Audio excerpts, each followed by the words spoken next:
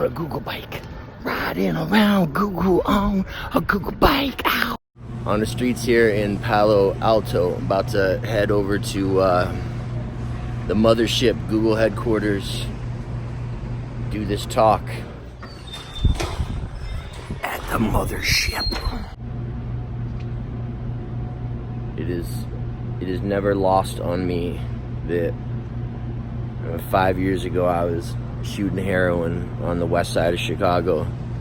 Didn't care from day to day if I lived or died. I'm about to walk into Google headquarters in Silicon Valley, speak at their 3rd annual mental health awareness conference about addiction and recovery.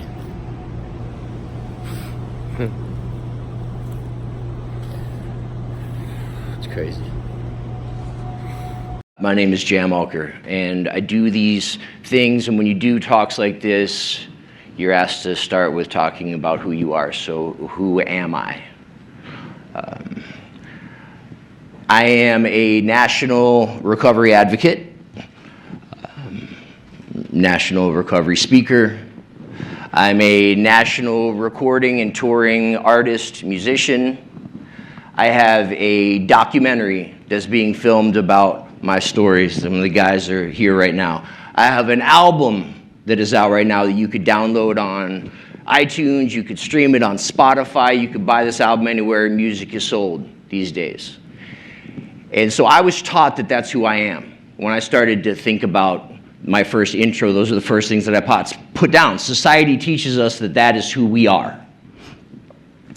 But for me, what I have to remember first and foremost, this might not make sense to everybody, but for me, what I have to remember first and foremost is that I am a person in long-term recovery, that I am a grateful, recovering addict. I have to keep that first.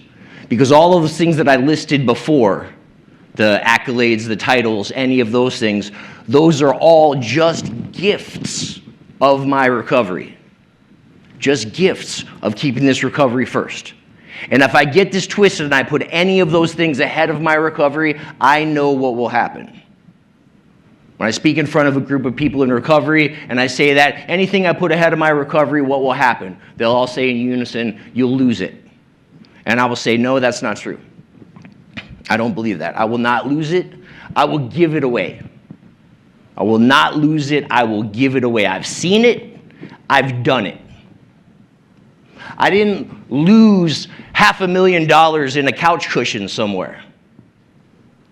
I didn't absentmindedly leave that record label that Caroline was talking about, the recording studio where that album was recorded. I didn't absentmindedly leave those things in the back of a cab one day when I was in a hurry. And I didn't misplace some of my dearest relationships. I didn't lose those things. I gave them away. I gave them away in bars. I gave them away in basements, in bathrooms, and on the back streets of the west side of Chicago. I said that I am a person in long-term recovery. I also said that another way of saying that is a grateful, recovering addict. When I was sitting in treatment 4.5 years ago, I heard for the first time someone come in and refer to themselves as a grateful, recovering addict. Now, some people, when they say that, they just mean they're living with an attitude of gratitude. Other people say that, and they truly mean that they are grateful for this disease. They are grateful for this affliction. And I am now one of those people. Couldn't have imagined it 4.5 years ago, but I can stand before you today and say that I am actually truly grateful that I am an addict in recovery, that I have this affliction, that I have this disease. Because for me, it took getting to those depths. For me, it took getting to that bottom, not being saved. It took getting there to my own personal hell for me to finally have the strength and the courage to actually truly change my life. I do a lot of this now. I talk to a lot of people, and I see that most, if not all, people are addicted to something. And some of it's, maybe better than others. But it could be something like Facebook, or should I say Google? Technology. It could be, technology. It could be porn. It could be what's in your pantry or in your refrigerator. It could be work. There might be a few workaholics in this room right now. Now, my disease of addiction, as we'll talk about a little bit further, came from some of the underlying trauma. I was miserable. I grew up miserable. There was something inside of me that just never, ever, ever felt right. The reason why I say I'm grateful is that if I wasn't one of those people, if I was instead one of the people who came home at the end of the day miserable and just flipped on the television and zoned out until I went to bed and did it the next day and the next day, I would have gone through my whole life being miserable, but just not quite miserable enough to actually change. So I'm grateful. I'm grateful that this thing took me to that place where I truly changed my life, and I have truly changed my life. So talking about this journey of recovery, it started for me 4.5 years ago, curled up on a plastic mattress in a detox facility. I was shaking. I was puking. My bones were aching, dehydrated. This is what feeling dope sick is, withdrawing from heroin. Numb, and I was shitting myself. Not figuratively, literally shitting myself, laying on this plastic mattress. And I remind myself of that, and I talk about it in front of people all the time. It's important that I talk about it. It's important that I remind myself of that, because the way that this disease of addiction works is it makes me want to believe that I could go back out one more time. I'm sure that 4.5 years, that's a long time. I could probably be all right. Just one night of partying, how bad could that be? But I work a program of recovery now. And because of that, I know that if I were to do that at absolute best, I would end up back on that plastic mattress in a detox facility. More likely, I would end up dead. I would end up dead, leaving a beautiful 6-year-old daughter without a father. And my daughter she not only deserves to have a clean and sober father, she deserves to have a father that is above ground. But coming to terms with that when I was out there was not easy. It was not easy to concede this battle. Coming to terms with that fact that I couldn't battle my disease into submission was not easy. So the way I had to look at it was like a nation that went to war. If a nation goes to war and they are fighting against a superior opponent, they can fight. No matter how hard they fight, they cannot win. Superior opponent, fight and fight, cannot win. They're left with two options. One is to die. Two is to surrender. And that's what finally had to happen with me. Understanding the disease of addiction. Understanding that it was a superior opponent that I could not beat. Die or surrender. Once I finally surrendered to that, things finally started to change for me. When I was 30 years old, I had the record label, I had the recording studio, I had toured the country, played in front of thousands of screaming fans.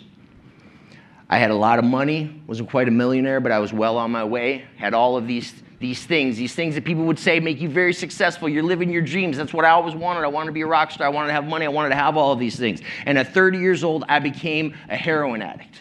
At 30 years old, I became a junkie having all of those things. How does that happen? All of this material success in becoming a heroin addict, it happened because I was miserable inside.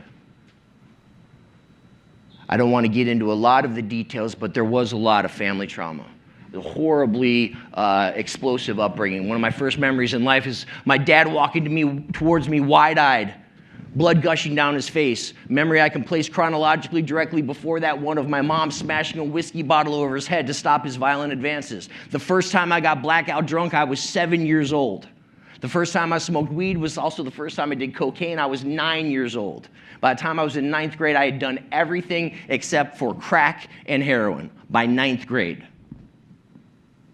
Why did I do these things? I was numbing myself to that underlying pain, a pain that I didn't know how to deal with. And I've been told by society that these things, these successes on the outside world, were going to be the things that fix them. And they didn't. But at this point, I didn't understand it. And I dropped deep into a heroin addiction. And over the course of the next 5 years, I lost everything. I lost all the money, the recording studio. the record label. I lost all of these things. And at the point where I was just about to pawn my guitar, which was my last worldly possession, I decided I needed some help. I went to my doctor. He put me on some medication. He told me I needed to go to treatment. I said, no, thank you, Dr. Cook. I'm not an addict. I don't need to go to treatment. I can figure this out. What are my other options? He said, Jam, if you're not going to go to treatment, at least you need to start going to these 12-step meetings that you've heard of. To please him and to please my loved ones, I went to a 12-step meeting at a place called the Mustard Seed here in Chicago, a very famous place where they hold these 12-step fellowship meetings. I walked in, sat in the back of the room, stayed away from everybody, looked around the room. No, I'm not one of these people. There's no way. I'm not an addict. No, I just need to get my shit together. I'll figure this out. I sat through the meeting looking for all the differences rather than the similarities. By the end of the meeting, I convinced myself I wasn't one of those people. I left the meeting and I went back out for another 7 years, the worst 7 years of my life, the worst 7 years of active addiction, the worst 7 years of being a junkie. Lost everything. Did horrible things, lied to people, cheated, stole, manipulated, whatever I needed to do to get that next one. When I finally did surrender 4.5 years ago, checked myself into a treatment center, I still had this ego inside of me. And I sat down with my counselor. Her name was Nanette. I said, Nanette, I need you to bottom line this for me. I know I'm in a unit with 30 other guys, but I'm a lot smarter than them. I'm a lot more successful than them. So I just need you to sit here and bottom line it for me so I can get out of here. I need you to give me the secret. And she kind of laughed at me and she said, okay, what's the secret that you're looking for? I was like, Nanette, I need the secret. You just need to tell me how to stop doing drugs and I'll be on my way. And she laughed at me and she said, Jam, drugs are not your problem. Drugs are not your problem. And I said, Nanette, I have just checked myself into a rehab. I have just checked myself into a treatment center for drug addiction. Of course, drugs are my problem. That is why I'm here. And she said, Jam, drugs are not your problem. Drugs are your solution to your problem. Drugs are not my problem. Drugs were my solution to my problem. And thinking back on it, it's a horrible fucking solution to the problem. It didn't work. Like, all evidence was to the contrary. But this disease makes you keep going back there. Now, I hear this all the time now, being surrounded by recovery. The drugs are not your problem. Drugs are your solution to your problem. But at that time, it was the first time I heard it, and it was mind-blowing. It was an epiphany kind of moment. Yes, drugs are not my problem. They're the solution to my problem. My problem was me. My problem was that I kept trying to solve what was going on inside of me with things in the outside world, whether it was fame, ego, money, girls, relationships. I had this empty hole inside of me, and no matter what I did to try to fill it with those outside things, I always woke up the next day with that empty hole. And I think about it, this is kind of something that we're conditioned towards, right? From the moment as kids we turn our attention to the television, to the internet, to anything, we are told to buy our way out of our problems. We become consumers. We're told when we're kids to buy this toy and life's going to be amazing. Buy this game, things will be good. As teenagers, buy these shoes or these clothes you're going to fit in. As adults, you buy this house, you get this job, you're going to be happy. This is what we're taught. And for someone like me, I feel like I never had a chance. Being as miserable inside as I was, I don't think there's some kind of big conspiracy out there, but companies need to sell their products. So they need to tell you that you're miserable, and if you buy their stuff, you're going to be happy. And I was miserable, and I bought into that time and time again. And again, this is one of the reasons why I'm so grateful that I was taken to these depths, because it was in a place like treatment where Nanette said to me that the problem was me, not the drugs. So when I was there and I started to listen to the people who had what I wanted, people who were far smarter than me, finally did surrender and turned that light inward rather than shining it outward for the answers, my life truly started to change. I started to heal some of those underlying traumas. Recovery is not about abstaining from drugs, abstaining from alcohol. Recovery is about rebuilding your life, your inner world, in a way that you are happy enough that you don't need to numb yourself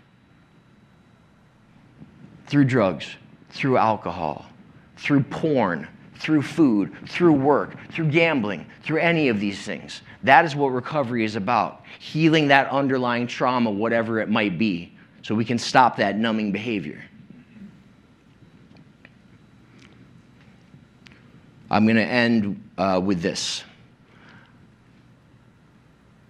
As I said, my life is surrounded by recovery these days, so I spend a lot of time hearing stories from my brothers and sisters in recovery of their backgrounds, their upbringings, their stories that brought them to their knees.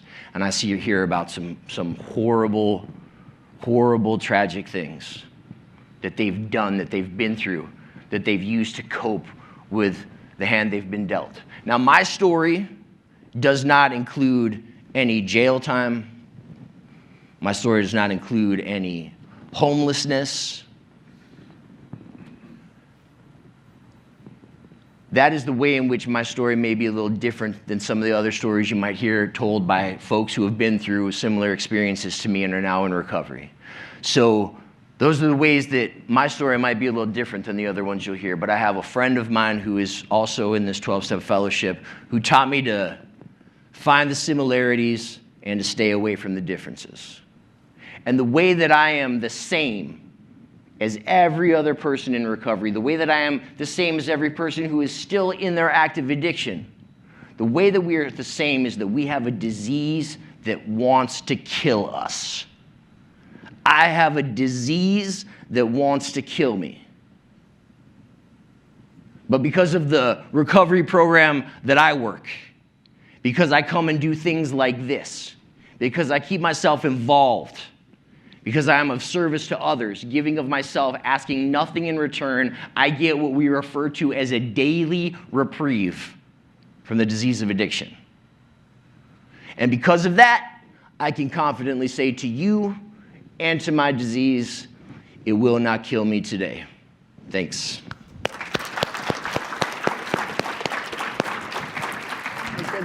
Good.